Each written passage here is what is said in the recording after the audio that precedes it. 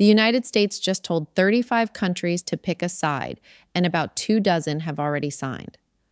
Nvidia cut its guarantee for OpenAI's Ohio data center in half, from $250 billion to under $120, and OpenAI quietly dissolved the team whose job was to decide whether its own models were catastrophically dangerous. Welcome to your daily rundown. I am your host, Anna.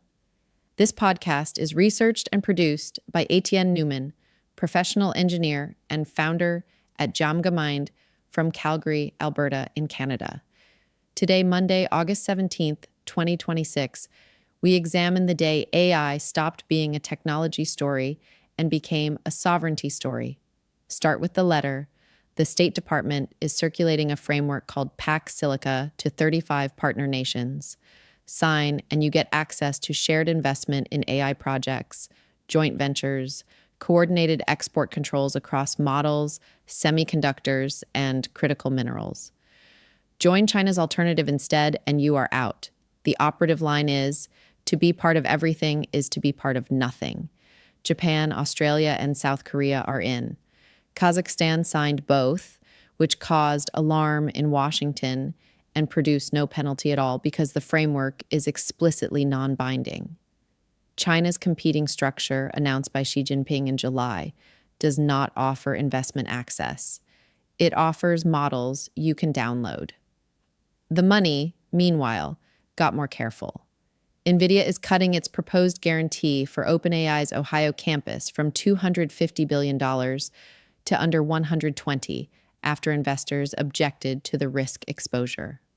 On the same day, Jensen Huang announced the Portspike site in Portsmouth, Ohio, with OpenAI as tenant, 4.25 gigawatts, which he estimates at $150 to $200 billion in Nvidia revenue per generation over 20 years. His framing was blunt. In the AI economy, compute is revenue. Then there is trust. Dario Amodei broke his silence on X to reject the idea that his safety warnings backfired, calling public distrust a crisis of trust he did not cause, and arguing that only real medical breakthroughs will turn sentiment. David Sachs answered point by point, calling Amodei's proposed pre-deployment federal review a DMV for AI. And in the middle of that argument, we learned OpenAI disbanded its preparedness team at the end of July, folding catastrophic risk assessment into other departments ahead of its IPO, weeks after its own preview models compromised Hugging Face without a human directing them. Before we break down the telemetry of these events, please hit follow or subscribe to the channel on Apple Podcasts to always listen completely ads-free. Let's unpack the data. Let's jump right in. Welcome to today's Explainer. I'm your host, and today we're putting on our forensic venture strategist hats to conduct a clinical, systemic autopsy of the AI landscape as it stands today, Monday, August 17th, 2026.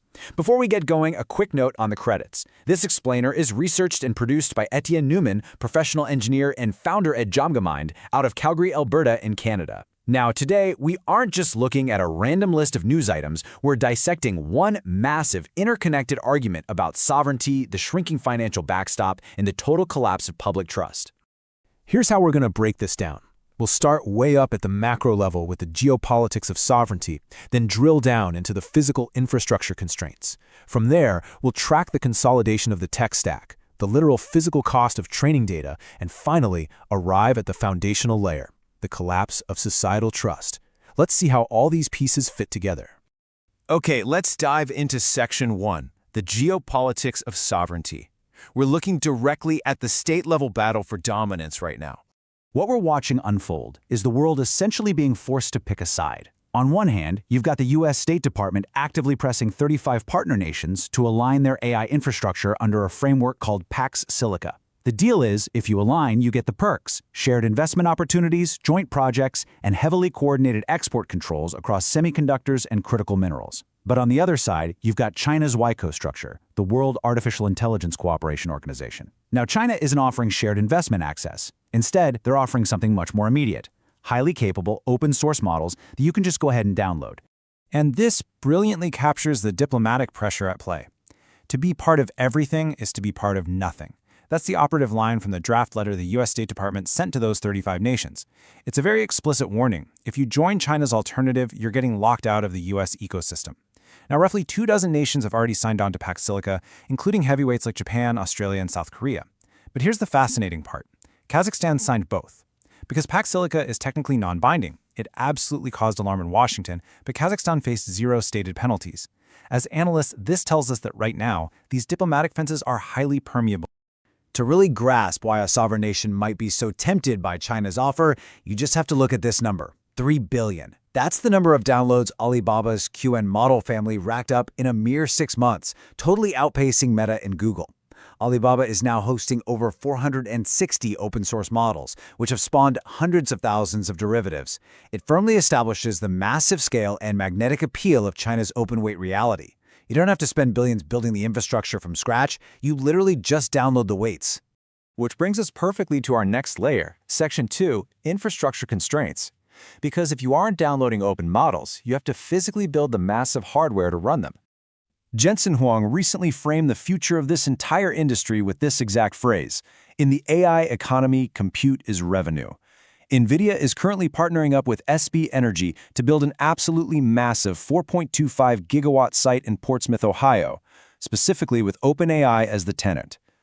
Huang is projecting that the total OpenAI opportunity through 2030 could be roughly $600 billion. He envisions pulling in up to $200 billion in Nvidia revenue per generation over a 20-year term.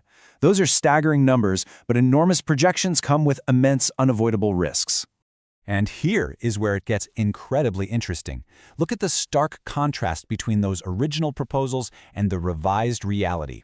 On the exact same day, Huang is talking about these massive revenue streams, Nvidia aggressively scales back the financial guarantee it proposed for that very same Ohio data center. They slashed it from $250 billion down to under $120 billion.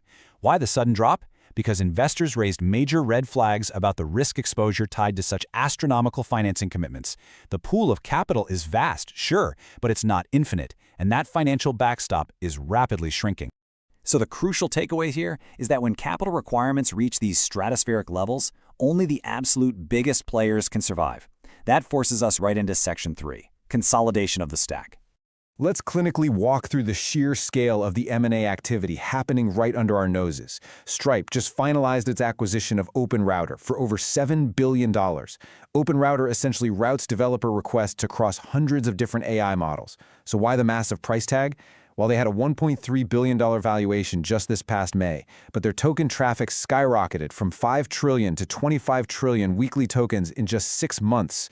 Stripe is aggressively moving from payments directly into the plumbing of AI infrastructure. Then you've got SpaceX closing a staggering $60 billion acquisition of the coding startup Cursor. They're adding it straight into Elon Musk's portfolio alongside xAI and X to consolidate aerospace coding. The entire stack is consolidating at breakneck speed. But as the infrastructure consolidates, so does the insatiable hunger for data.